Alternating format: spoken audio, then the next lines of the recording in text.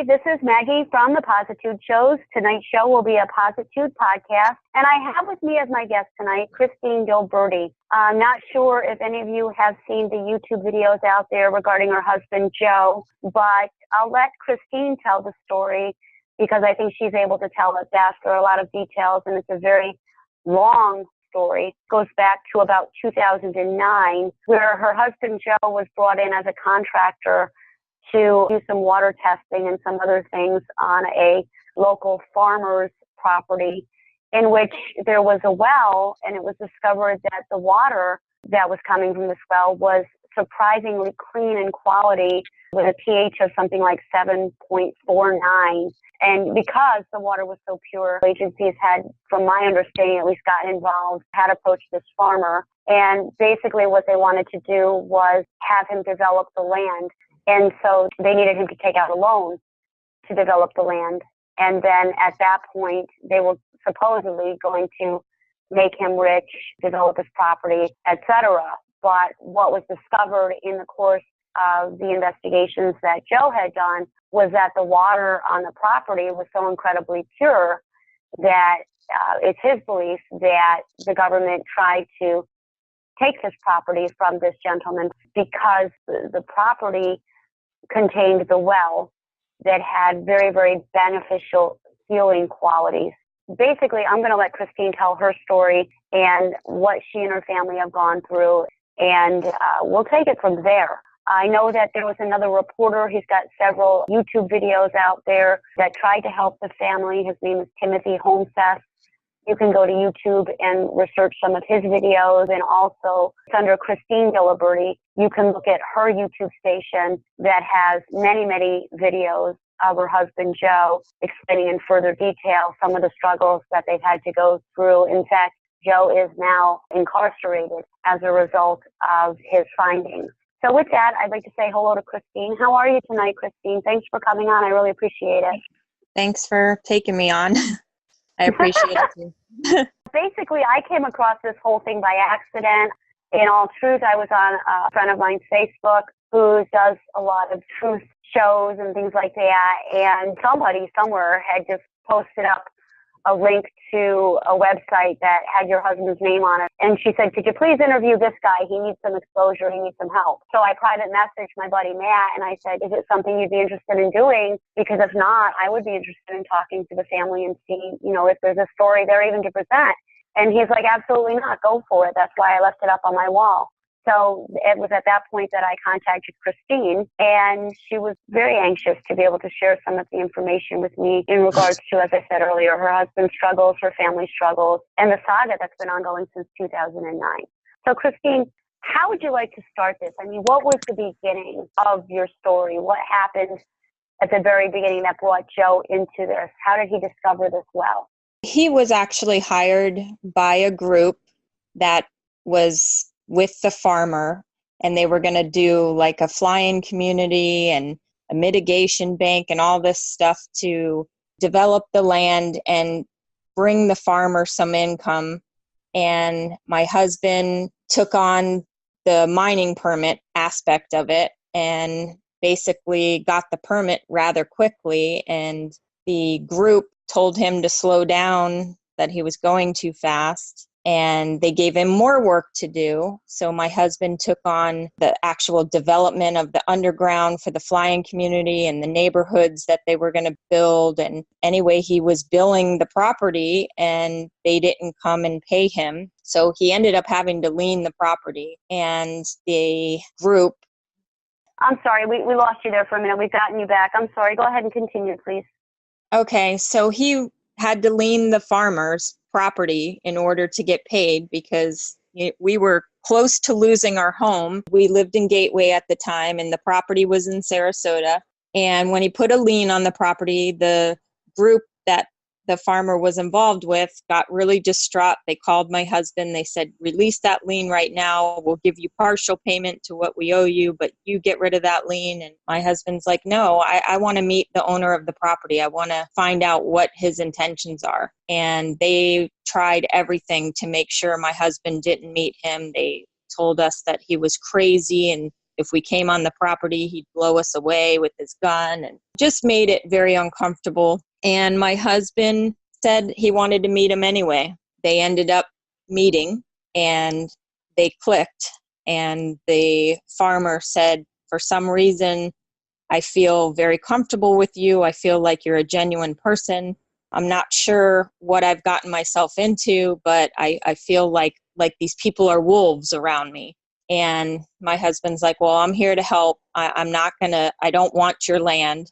I wanted to get paid for my services, but we'll figure out something else, another avenue if this group is going to fail, which they did. So they put like a judgment or tried to put some sort of default on his property. So then another group came in and they tried to get him into a loan, and all these attacks on the farmer's land. And my husband kind of just sheltered it and did anything he could to protect him so he didn't lose his property. He actually went into Southwest Florida Water Management District and had a meeting with them, and he thought the people in the office were acting strange. And can you still hear me?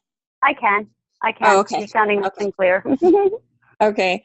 And at that meeting, one of the guys for Southwest Florida Water Management District was acting strange, and he was sweating really bad. And he brought up one of the wells on the property, and he said, are you going to keep this permit active? And my husband's like, well, I never gave it any thought. I don't know if we're going to use it, but I guess we might as well keep it active.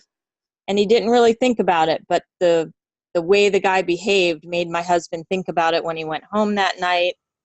And he woke up in the middle of the night and he said, you know what, I'm calling the farmer. The farmer's name is Buck. And he said, I'm calling Buck, and I got to figure out why that guy had such a big deal about this well. So he called Buck, and Buck said that, yes, the well was dug in 1969. And my husband said, well, how deep is that well?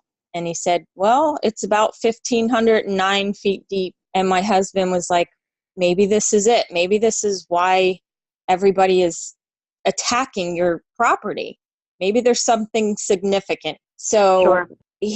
We tried to hire people to come out and test the water and see if, it was drinkable, to see what it was. And he had a guy from West Palm Beach. And this is after we contacted so many different well companies to come out and test it, and everyone backed out on us for some reason. So he decided to call. They refused to test the water? They wouldn't come out? They wouldn't come out. Yeah. Okay. And it was when we gave the address, they were like, oh, no, we can't do that. I'm sorry. And we thought it was weird because we were calling local places, that wouldn't have to drive far. So then we decided to call a guy in West Palm Beach, which was with AMPS testing. And Jim Murray was his name. And he literally told us that the emails my husband sent him were getting deleted from his screen while he was watching it. Like he was opening the email and it was getting deleted. And wow, he said it was insane. And he said that he was definitely coming and he was going to test it. And we all met out there. And by the end of it, we were like amazed because he said, that my husband, they found the fountain of youth. He was like, this is the most incredible water I've ever seen. And I've been doing this 50 years. He said, I'm just in disbelief.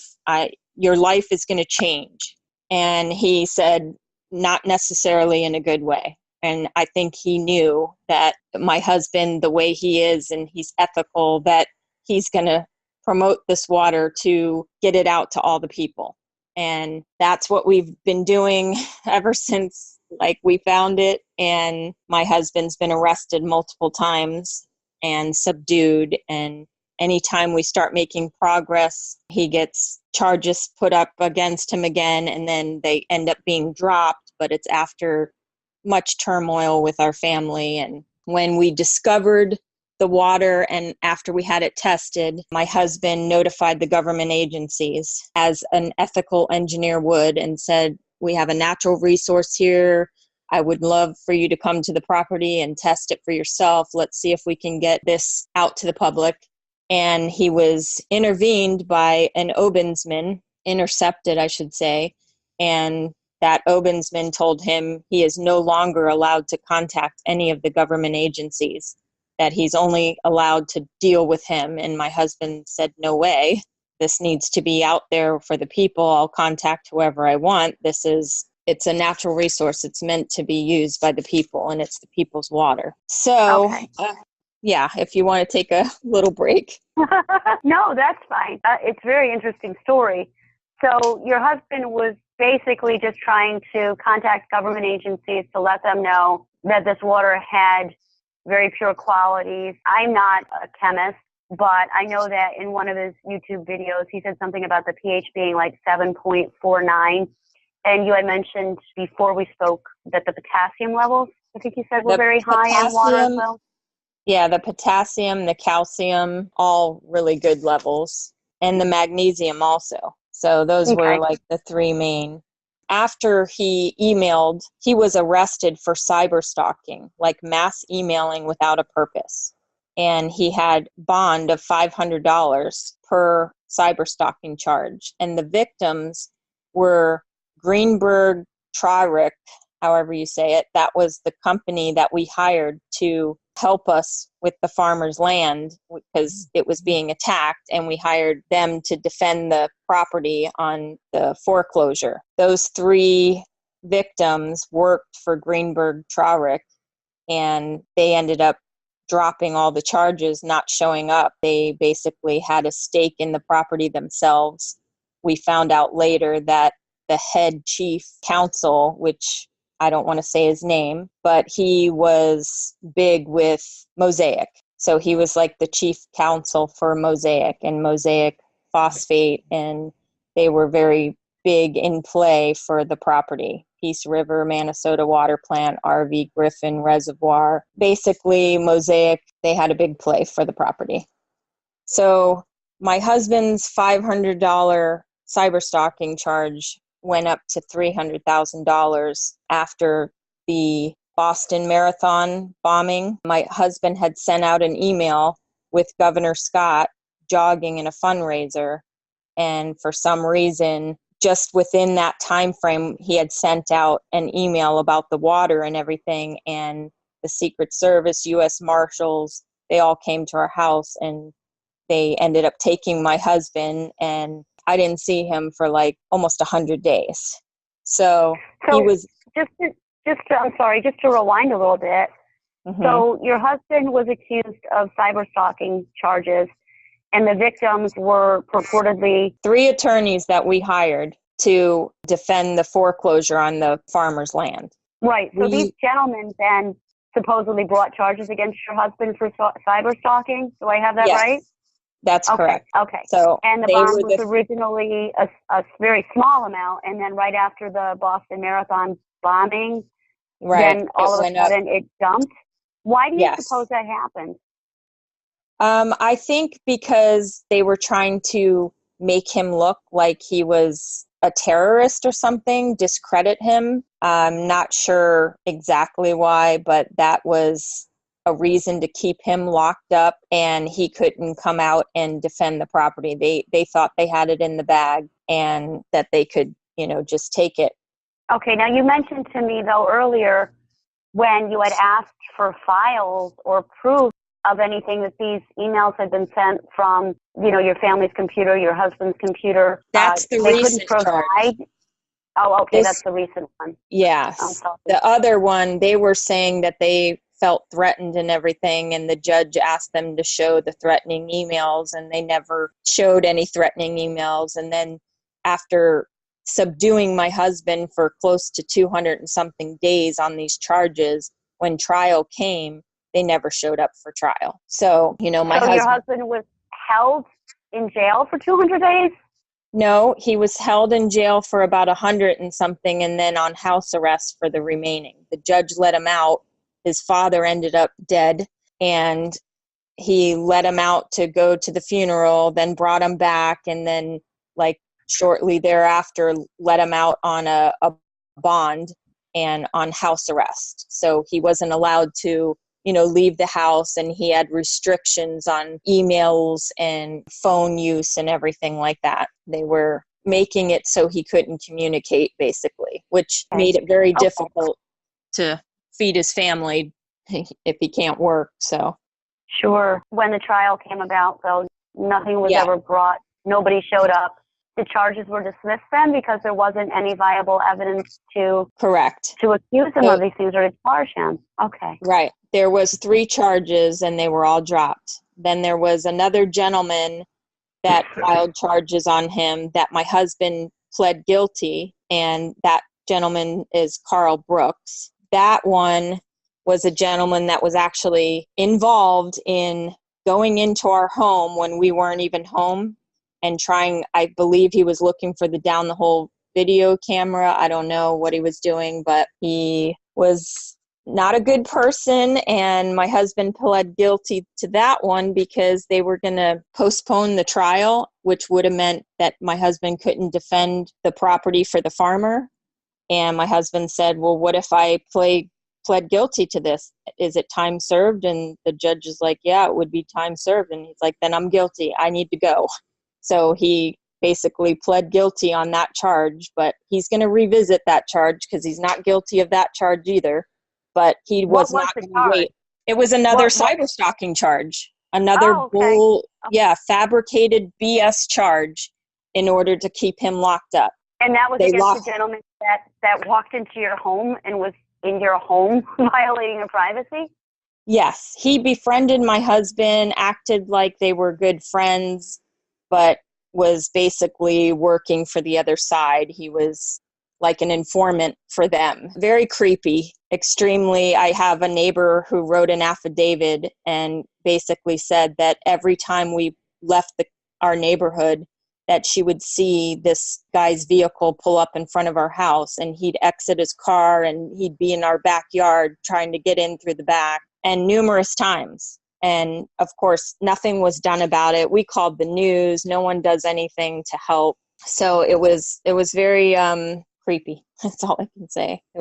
I don't know how we as people are not protected from things like this. How did you know that he got into your house? My husband was in jail the time I knew he got in my home. I went into my closet, and everything that's normally up on the upper shelves of my closet was all on the floor. And I knew someone had been in there. And I knew that someone that this man knew had a key to our house because he had walked our dog when we were away. So I knew that he probably got access through that key. So. Okay. And when you called the authorities, nobody would come out and investigate? No, my husband called several times and no one did anything. Okay. All right. So what happened after that? Let's see. After the charges were dropped, my husband proceeded to work on his mission of getting the water out to the people. So he started presenting at all the different commission meetings, and even brought lots of people and kids and submitted permits. I mean, as of today, we are in for permitting. And let's see, the last time he was at the health department 1 week. Well, he's been in jail for a month now, so it's been about a month. He was at the health department the day that he got arrested this last time. And they're holding him now for a misdemeanor charge when they have a felony charge in Hillsborough that he was supposed to go to trial on. And conveniently, they held him up here to miss his trial date. So we're going through the same pattern over and over again when we start getting close or getting any headway with anything in regards to the water. He gets picked up and subdued, and nobody cares. No, they just leave him in there, and no one's fighting for his rights. And they made another play for the property, and I had to basically go to my entire family and borrow money in order to save the property because someone bought all the tax deeds. And when they picked my husband up, someone called his mother's cell phone and told her she had, by the end of the day, tell Joe he's got by the end of the day to pay his taxes, or basically he's losing his property. And they were correct. We were about to lose everything. And my husband thought it was all in a protection mode because we have attorneys on it that made it sound that way. And that is not the case at all. So I had to come up with $17,000 in a matter of days in order to keep it from getting into someone else's hands. So he's out there fighting to get everybody this water and get all these cancer centers from opening at every corner. Well, you said he was applying for permits and he was bringing people to town meetings. These were permits to be able to do specifically what? To pipe the water, to pipe it. Okay. To bring it into your home, you can have the water right from your tap. So he doesn't want to bottle it. He's not trying to make money on it. It's the people's water and trying to get it out to the people. And that's what they're trying to stop. All right. So it's not like he's trying to open up another, Nestle corporation where he's going to sell this or miracle water or, energy water. He wants to pipeline it directly to the people for them to have access to it to drink for free. That's right. Because it's unlimited amount. It's like an ocean down there. And that's what the well guy told us. He's like, it's unlimited. You could pump it at one of the highest rates you can imagine, which means my husband, once he heard that, that's when he met the Rob Stampy and asked him to come help with it. And they were designing the whole entire pipeline from Sarasota all the way to Miami. So everyone could get it to their tap. Wow. Who is Rob Stampy? Rob Stampy was someone that used to work for a water treatment plant. And my husband worked with him in the past. So when we discovered the readings of the water and my husband called him and he said, Rob said, I will be there. I'll come help you with this. He was so excited. And my husband said, we'll get a room ready for you.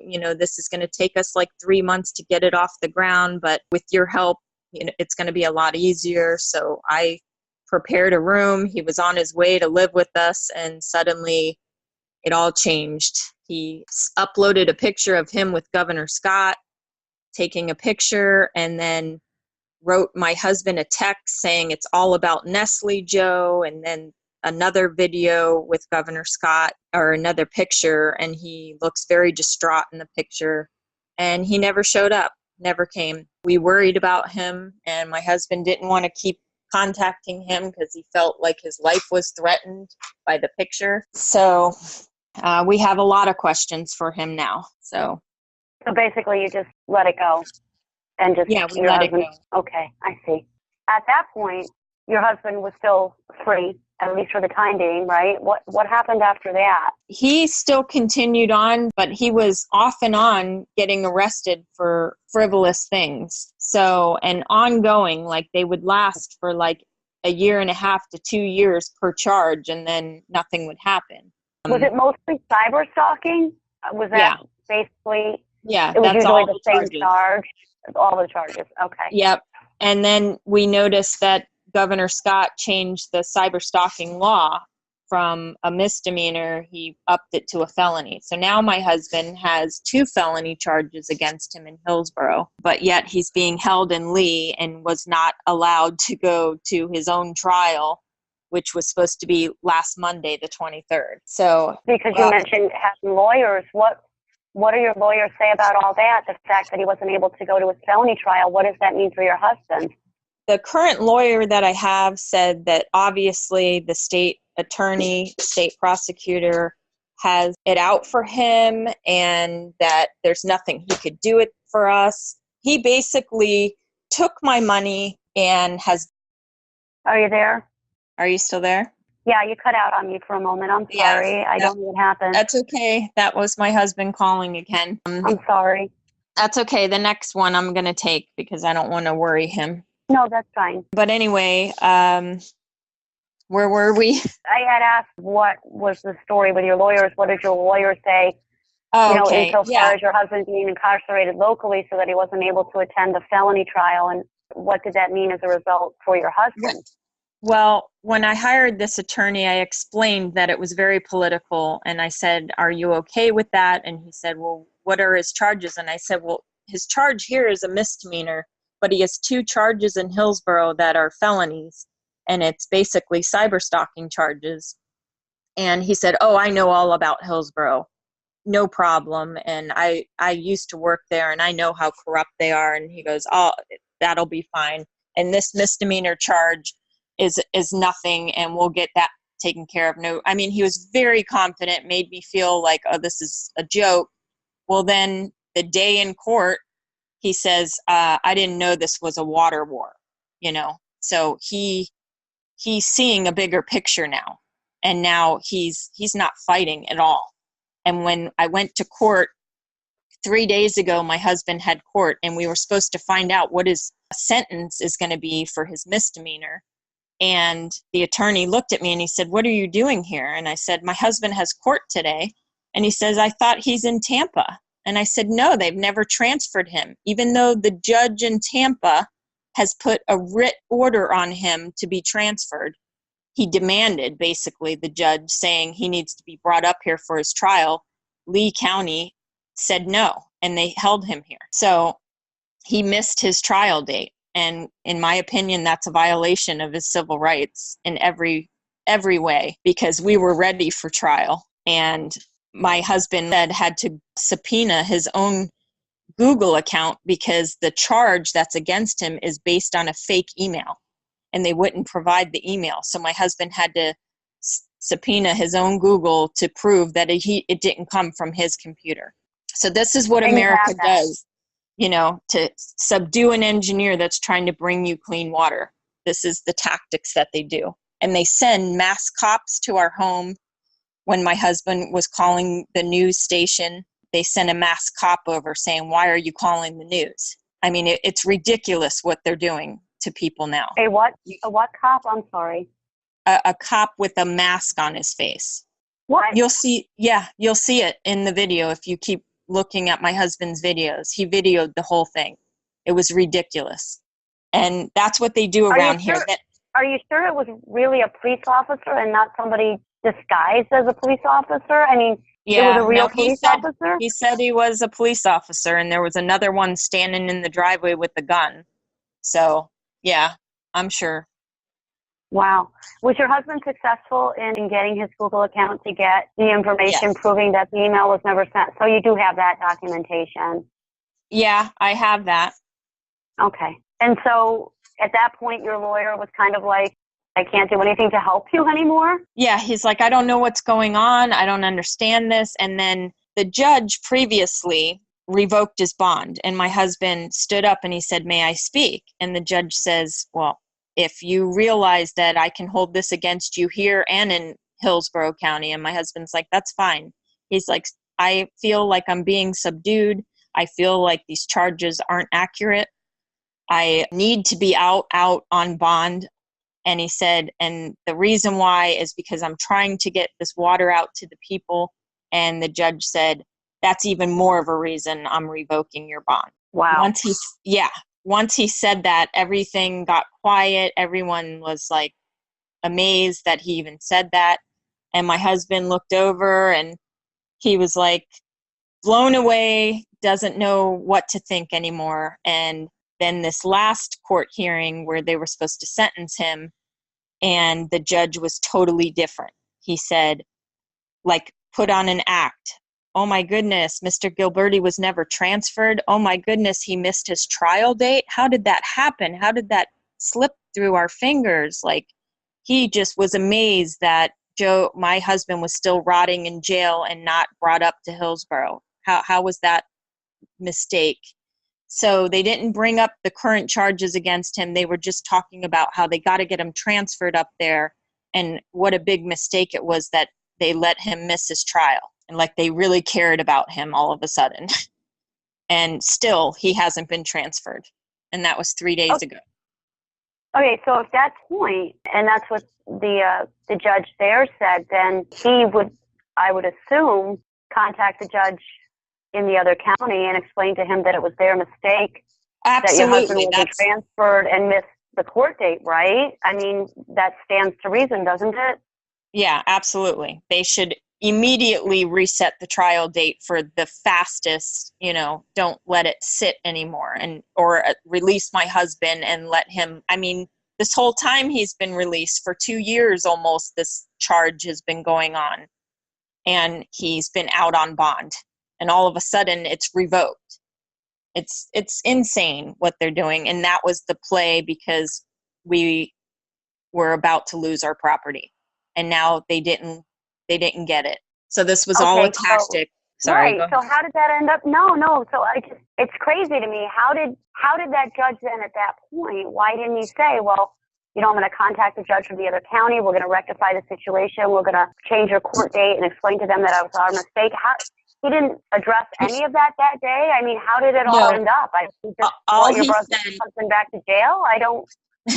He said what we're going to do, and he looked at my attorney and he looked at me. He said, by the end of the day, I'm going to handle this myself. I'll let the attorney know when he's going to be transferred, and we'll get this squared away, and we'll make sure by the end of the day. And nothing. We didn't hear anything. My attorney doesn't even return my calls, and my husband's still in jail. Now your attorney's not returning your phone calls? No. He hasn't returned my phone calls since the second day after he realized that he stepped into a water war. So I don't know what to do at this point. I'm actually contacting out-of-state attorneys that I'm getting more feedback from. One gentleman told me, it's a violation of your husband's civil rights. He was supposed to be at that trial. A felony supersedes a misdemeanor in any county. He's like, it's just absolutely wrong what they're doing. And he's like, you have so much civil violations that your husband is dealing with. And I mean, it's our whole family dealing with it. It's torture. Do you mind if we just stop and address that a minute? I did see some of your husband's videos where he spoke about your children. First of all, the quality of the water that you've been ingesting from that well for 4+ years. In one of your videos, your husband was saying how the children were doing exceptionally well in school. It seemed as though school almost was effortless to them. They were doing very well in sports, and that he was very, very animated in the particular video that I'm referring to, and was saying how I don't even have to sleep. I could sleep like every 3 days, and I have so much energy now, and this water needs to be brought to everybody. The beneficial qualities of you drinking this water for the past several years. We had talked before you started the interview about how none of you really had been sick, that there were some minor allergy problems, I think that you said, but other than that, no flus, no colds, no viruses. Would you like to just expound on that a little bit? And then also, if you would, not to cut you off, but go into maybe some of the things that your children have had to experience as a result of what's been going on with their dad being away so much. We've been drinking the water as often as we can get it. We don't always have it. We stock up and then we restock up like every few months. So there are some weeks that we don't have it. And you totally notice when you're not drinking it that you feel a little more sluggish. I feel more alert. I feel like I comprehend better when I'm drinking it.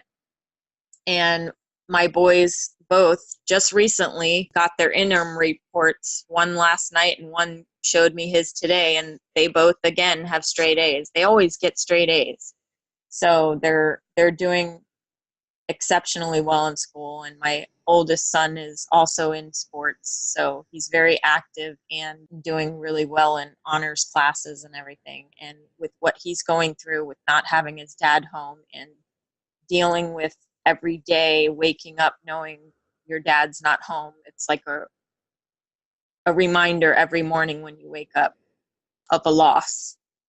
I'm sure that it is. Now, before you started to ingest the water, though, on a regular basis, the children weren't doing as well in school, weren't as vibrant, the energy levels as far as yourself and your husband and your children? They've always done pretty well in school. I'm not going to say that, but no, they definitely have more energy. But as far as they're smart and intelligent, they are disciplined and they do their homework, and they're good kids. They're just really good kids. And water has something to do with it as far as their energy and their clarity. But I wouldn't say it's all from the water. That's not fair to say. But I'm blessed to have the children that I have, and for what they're going through, how strong they are, and how much they believe in what their dad is doing. And that's what makes it easier on them, that they know their dad is a really good person and that everybody else holding him is bad. So it's easier for them than if their dad was a bad person. they had to deal with that. They know how genuine he is and how all he wants to do is help people. So right, why he's in the situation that he's in. Mm-hmm. Have they experienced any negative effects in school from the other kids, or has there been any problems with other children asking them, "Where's your dad? What's going on with your dad?" I mean, because I don't know how big your town is, but if it were anything like this one here, there's kind of a stigma that gets placed upon a family when they go through some sort of personal trauma, an arrest, or Yeah, everyone in this town knows everything. So some people look at it as it's my husband's some activist type person and taking it too far. And then there's the others that just look the other way because, it's too much for them. But as far as my kids' friends, they all know, and they all know my husband, and they pray for my kids. And they say, we hope he gets home safe soon, and we hope that we can help you. A lot of my son's friends have been texting and saying free Joe Gilberti and sending happy videos to my boys just to keep them happy, knowing that everybody else is supportive of them. That's amazing. Really nice. Yeah. I think the kids sometimes have a little bit more sense than the adults. The adults are repressed and afraid of saying something inappropriate, or it's sad. It's sad. Everybody's so scared to fight for their own rights. It's a sad situation, but my husband's out there trying it for everybody. Mm-hmm. Just to interrupt you real quickly, if he beeps in again and you need to go, you go ahead and I'll hang on and we can finish this after you had your conversation with him, because I know having tried to call in twice, you're taking the time out for this interview. I really appreciate that. Yeah, and I don't want to miss another call. No, and I know he worries I don't want him to worry. Yeah, and I'm sure it's not a matter of you can just pick up the phone and dial him back. I can't. So, absolutely not. No. If he tries to beep in, just know that I'll hang on for you. Okay, I'll just pause I the appreciate recording it. and we'll continue on. You can just hang up if you want to, and if the line goes dead, I'll know, and then we can text me when you're done, and we'll continue on from there. Just so that, because I don't want him to be worried about you. Yeah, I appreciate that. No, I appreciate you're not taking his call twice. I didn't realize that was going on when the line went dead there for a few seconds. So please do that and just text me when you're done and we'll continue. Insofar as your children and the community in general. Well, this last time that they came and got my husband, this was like April 3rd. My son called me and I was at work and he said, "Mom, get home. They're arresting Dad." Just hearing that coming from my son, because they haven't been around all the time that they come and get my son, my husband. So this was one of the first times that they've actually witnessed him being arrested. I was actually on a bicycle because I bike to work, and I was riding my bike home and I saw an ambulance and a fire truck and a cop car. And they literally escorted my husband off the island because the traffic was so bad. They made such a scene in order, to get this big hype, like he's some danger to society or something. When I got home, I actually stopped one of the police officers with my hand in front of his car in the middle of the road. And I said, "They just arrested my husband. I want to see the warrant." And the cop said, "Who's your husband?" And I said, "His name is Joe Gilberti." And he smirked. And I said, "Are you laughing?" And he said, "I'm not laughing, but I was there." And I said, "Okay, well, where's the warrant? Why is he being arrested?" And he says, "Well, I don't have it. We just were told to pick him up, but there's a warrant coming out of Hillsborough." And I said, "And you're already here to get him?" I'm like, "That's kidnapping. You don't have a warrant, but you're told to come get him." So I rush home and I'm calling our bail bondsman, and she's looking it up in the computer in Hillsborough and says, "I don't see a warrant on him. I see he's out on bond. I don't see any new charges." She thought it was crazy. So I started calling the police after I got home and consoled my kids. I called the police and I said, "I want the arresting officer's name and the other gentleman that was here. And I want them to call me and tell me why they made such a production, and where is my husband a threat here that they had to act the way they did." because my boys said that the cops were like banging on the door, and my husband answered them right away and said he'll come outside. And they were screaming at him when they got him outside and just shouting in his face and making it look like as if he was resisting arrest. But a neighbor told me that that was not the case, that the officer was out of control and just trying to make a scene, and that my husband was very calm. And it's just the tactics that they do. They try to make this horrible presentation. And I later found out that that same arresting officer told my husband he was going to shoot him in the head and was screaming at him at the top of his lungs, and my husband's handcuffed in the back. So he said the guy was totally psycho, that we needed to file a restraining order on him so he doesn't come to our house anymore. My son and everybody that witnessed it said the same thing, that my husband went outside the door, asked to see the warrant. They wouldn't show him. And he said, well, this is kidnapping me, but he still put his hands behind his back and got, the handcuffs on him. And it was after he was handcuffed that the guy was screaming in his face, like just trying to get a rise out of him, trying to make my husband fight back, I guess. I don't know. But now there was another instance where he was a bounty hunter came to your house too. Yeah. Because we have probably, I don't know, maybe 12, 13 minutes left. Can you explain that story? Now this time, just clarify though, this past time, he was not under house arrest. He didn't have the ankle bracelet on or anything like that when they came just recently. Right. Okay. They came to get him. Can you rewind a little bit? I mean, because I know there's a timeline. He's been arrested so many times that, sometimes it's hard to keep things kind of in order, but can we go back to that incident and how he was released under house arrest? That was on the charges in Hillsborough that were dropped, and they had him on house arrest, and he had an ankle monitor on, and he wasn't allowed to do certain things because this trial wasn't over yet. And we had a bounty hunter come to our house with a battle ram, like a door ram, and basically said he was going to bust down the door if I didn't release my husband. And I asked to see his paperwork, and then I called the actual jail who was monitoring my husband, and I said, do you have a warrant on him? And they said no. And I said, well, send police because there's a bounty hunter here at my door. And I ended up having the police show up at the house. I told them that I didn't understand why there was a bounty hunter when they're the ones monitoring my husband's ankle monitor. And they sent police over, and they sat out in our driveway for 20 minutes. And then all of a sudden, they allowed the bounty hunter to take my husband. And they just stood there, and I was very uncomfortable with releasing him to this man because he looked not like he was intending to just drop him off at jail.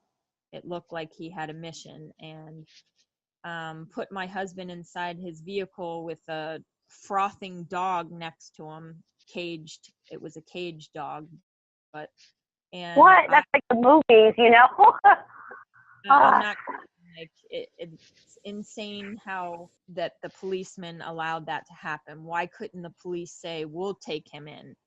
Or why did they release him to this man? And is that what happened? Did the police actually say, okay, you can take him? I mean, how did that happen? They looked at paperwork that the guy showed him, and he's like, well, it looks legit to me. And all of a sudden they were like, yep, you can go ahead and take him. We'll call it in. And I was screaming, and I said, no, why can't the police take him in then if he did something or violated or something? Why is this man coming? So I jumped in my dad's van, and I literally followed the bounty hunter, and he had a gentleman with him that he brought, and my husband was in the back seat, and they were trying to lose me. I literally drove over like a median in order to cut them off so that they wouldn't lose me.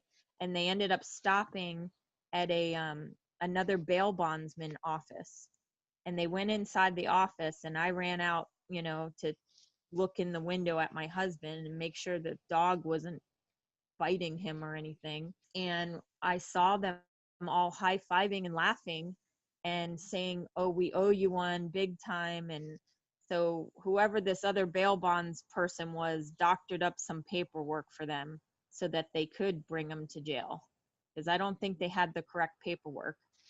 And then he came up to me and said, I've never met a girl quite as tough as you.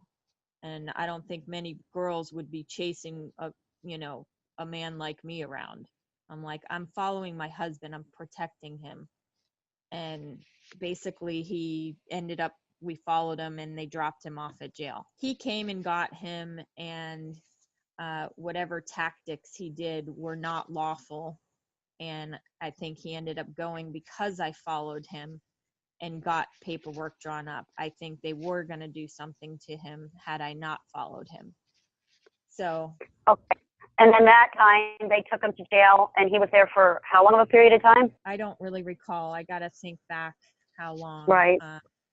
I don't That think was it was just another chapter in your saga of this long history, though, of your husband getting arrested and then released and then arrested and then released. Yeah.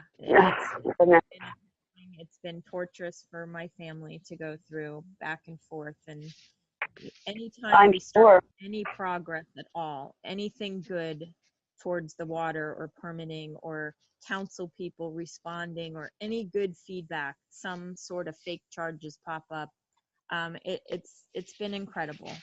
And I'm hoping this is eye-opening to people to understand that we can't let people take our First Amendment and Second Amendment from us. It's scary to think that we're in such a police power society where you can't be doing something for the people. You have to be sheltered and do everything on their terms, when I think it's abuse of power. Everyone in their positions are supposed to do what they're in their position to do, and they're not doing that. The government agencies are hiding it. It's very sad, and I'm sorry that my family has to go through all this, and I just hope that people get up and fight for it, because it's amazing water and everyone deserves to have it. And this is ridiculous that my husband and my family has to go through this. Oh, that's what a terrible, what a just disheartening story.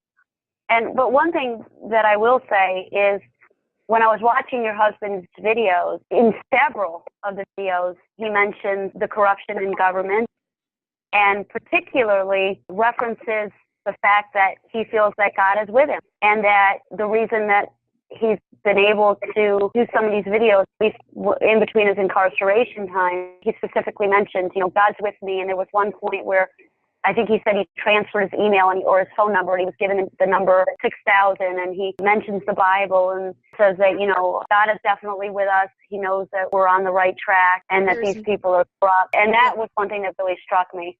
Today I was at work. This is just going to reference God. And I was at work, and my husband and his father had a song that meant the world to them. It's by the Eagles. It's "Take It to the Limit." But that song at work. And I stopped and paused, and I looked up and I said, because his father's not here anymore. And I said, I hope I'm doing your son right. I hope I'm fighting hard for him. And everyone at my work knows what that song means to me. And the song ended, and I was calm, and all of a sudden the radio station played it a second time. And I've never seen that ever happen. So they literally answered my prayer that he thinks I'm doing a good job. Absolutely. And my prayers go with you and your entire family and your husband. And I will pray for you every single night. And I have been since we've been in initial contact. I appreciate it. I wish you all of the best for you and your family, and for the strength that you need to carry on, because I really do believe that you've had some really unethical and unlawful things thrown your way. And I will continue to pray for you and wish your family all of the best, and hope that anybody that's listening, if they want to contact me, Maggie_Hart@outlook.com. If you have anybody that you know that could help these people with their case, somebody in a different state, somebody who does maybe even legal work for a percentage or would be willing to volunteer their services to help this family, anything that you'd like to do, please get in touch with me and spread the word, spread this show, share this video. It'll be up on YouTube. The show's going to air. This will be Sunday, and it'll be up on YouTube. Please take that YouTube video and share it and research. Go to Christine Gilberti on YouTube and listen to her husband's, all of his, they're pretty short, a lot of them, anywhere between 2 and 5 minutes. But listen to all of his videos, and you can pretty much see the timeline as he explains how things are transpiring. And also you can go to that reporter, Timothy Holmes, HOLMSETH, and he's got a couple of videos up there as well, and listen to those. And anything that you can do to help them, please contact me, and we'll get you either through to Christine, or I'll contact her directly. Or Christine, if you have any contact information that you'd like to share, please, feel free to do that. My email address is my last name, GILBERTI-4@hotmail.com. Anyone who wants to help or present at commission meetings with me, or help with my husband's legal cases, any of that would be appreciated. And thank you. Thanks so much for coming on tonight. I really appreciate it. And again, God bless you and your family. Thank you. And we'll be praying for you. Okay, so there you go, folks. That's Christine Gilberti and her story of she and her husband and the family in general's ordeal since 2009 regarding this water that they really feel needs to be released to the public because of the properties contained within the water. From listening to Joe's videos, he absolutely feels like this will help people. And that's all he's trying to do, is get this out to the people so that the people can have it for free. He's not looking to make a profit on any of this. He's not looking to open up his own miraculous bottled water company. He just wants this to be available to the general public. And you have to question an authoritative structure that would prevent him from doing this and from the struggles that this family and anybody that tried to help him has had to face. So definitely check out videos, do your own research, check out the YouTube videos, particularly that Joe has done. Draw your own conclusions here. It's not rocket science. It's pretty obvious here that some really bad things have happened to this family that aren't lawful. And it's really a shame to see in today's day and age. Write to your senators, write to your congressmen, MAGA, all you MAGA people out there. Get a hold of Trump and contact him. Maybe this family has tried to contact President Trump, but they haven't received a response. Maybe if some of you send them a tweet or something, maybe the story will be recognized and this family can get the peace that they so much deserve. And she also wanted for me to mention as an aside, she asked that I let everybody be aware that there are people that are now, as if it weren't enough that her husband is incarcerated, attacking his professional engineering license as well, trying to discredit him and make him appear as though he's insane. Well, when I listen to her story, I don't at all feel as though they're insane. I think that they're trying to do what they feel is the right thing to help people. That's my show for tonight. Thank you all for listening. As always, the music is provided by my good buddy Pat Carr for my shows. Please give him a check out on SoundClick, twcarmusic.com. Buy his album, support his stuff. He's a wonderful man, and he definitely deserves the recognition.